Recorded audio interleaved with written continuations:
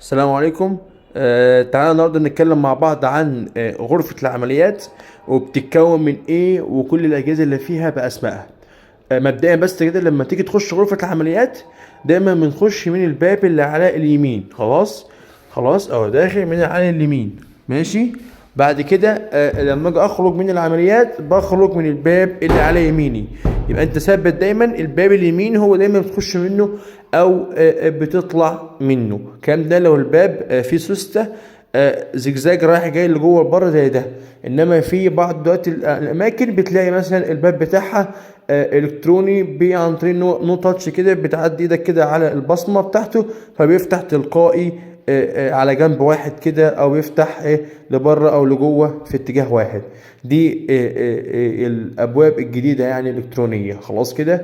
طيب غرفه العمليات عندي بتتكون من ايه؟ نبدا مع بعض كده. عندنا اول حاجه ده اسمه الفانوس الاشعه، اللي بقدر من خلاله بعلق عليه الاشعاعات بتاعتي، الفيلم بتاع الاشعه، عشان اعرف اشتغل وابقى شايف الكسر وانا شغال في العمليه بتاعتي. بيشتغل بالكهرباء عن طريق ان انا بوصل الفيشه بتاعتي في الكوبس بتاعي، وبدل ان انا انور من الزرار ده كده بفتحه. خلاص كده يشتغل معايا كده، قفل معايا. خلاص ده اول حاجه اسمها فانوس الاشعه. غرفه العمل دايما بيبقى فيها سلات زي كده، دايما اكياس حمراء، مفيش اكياس سوداء جوه غرفه العمليات. الاكياس الحمراء اللي بحط فيها الشاش والفوط والحاجات اللي استخدمتها في العمليه بتاعتي، واي حاجه فيها نيدل ابره يعني بحطها في السيفتي بوكس. يكون معايا سلم عشان المريض يقدر يطلع عليه، عشان لو الترابيزه عاليه ولا حاجه. بيكون عندي جهاز مهم جدا اسمه السي ارم. الجهاز ده اسمه السي ارم، بيستخدم في تصوير الكسر او في حالات المسالك المناظير مثلا. عامه ده بيديني ايمج يعني صوره للحاجه اللي انا شغال فيها ومش قادر اشوفها بعيني. يعني مثلا شغال مسمار نخاع، عايز اعرف المسمار ده وصل لحد فين، فمثلا بصور عليه. خلاص كده اسمه السي ارم. ليه قلنا سي؟ لان هو واخد شكل حرف السي اهوت، والارم يعني فيلم يعني بيجي على الشاشه اللي هناك دي. خلاص كده ده اسمه السي ار. طبعا يبقى ليه فيديو لوحده، انا عايز بس تركز معايا في الاسماء الفيديو ده، لكن ان شاء الله كل جهاز هنصور لك فيديو ليه ونعرفك بيستخدم ازاي وبنتعامل معاه ازاي. بيكون معايا ترابيزتين زي ما قلنا في فيديو الترابيزات بتاع الالات، ترابيزه تمساح وترابيزه عربيه دورين، دي اسمها ترابيزه تمساح، دي اسمها ترابيزة عربية دورين. يكون عندي ترابيزة العيان نفسها. خلاص ده اللي بينام عليها العيان. في منها نوعين، المانيوال والديجيتال.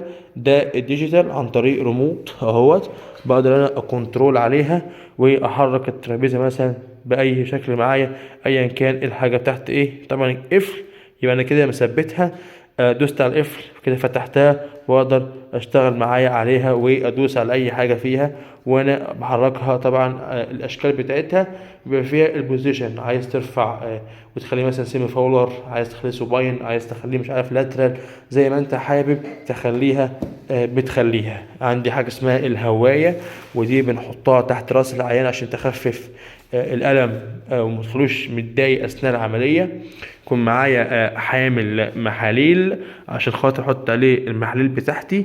بيكون معايا سيفتي بوكس جوه غرفة العمليات عشان اي حاجة نيدل استخدمتها في العملية. يكون معايا حاجة اسمها البورتبل سكشن، ده متحرك معايا اقدر احركه في الأوضة بالكامل. خلاص.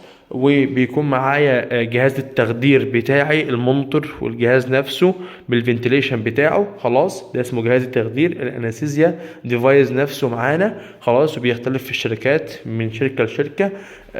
عندنا جهاز الدياثيرمي، ده اسمه دياثيرمي، بقدر من خلاله ان انا ألسع اي حاجة في جسم الانسان بتجيب بليدنج معايا، بتجيب دم معايا. طبعا هنفهمه في الفيديو بتاعه الخاص بيه. تمام. يكون معايا كرسي في العمليات عشان خاطر لو جراح هيقعد عليه او التخدير هيقعد عليه. عندي الدراعات بتاعة الترابيزة اللي بفرد عليها دراع المريض. يكون معايا الكشاف السنترال المركزي بتاعنا اللي من خلاله بنور للجرح بتاعي. بيكون فيه الهاند دي بيركب عليها هاند معقمة عشان اقدر اكنترول عليها واحركها براحتي اثناء العملية بتاعتي. عشان خاطر لو ما فيش ممرض معايا في الاوضه وفني يظبط لي النور يعني على الجرح. طيب بيكون معايا كشافات ادرعه نور بالشكل ده. ليه؟ قال لك عشان خاطر من خلالها نقدر سبورت للسورس لايت بتاعنا اللي هو ده، سبورت النور بتاعنا في الاوضه، عشان ما يكونش اعتمادنا كله على الكشاف فقط، لا معانا دعم خارجي من اللمبات دي. طبعا يكون في تكييف معانا في الاوضه عشان ممنوع مراوح طبعا في الاوضه، يكون معايا تكييف. خلاص ده كده بشكل عام مكونات غرفه العمليات. طبعا ما ننساش حاجه اسمها الكراش كارد، الكراش عربيه الكراش وعليها الشك بتاعنا. طبعا احنا هنا في المكان عندنا حطينا في الاوضه التانية اللي جنبينا، تمام، عشان دي غرفه الكبرى. طبعا لو حصل حاجه قدر الله على طول في اقل من دقيقه بنسحب الكراش جنبينا ونتعامل.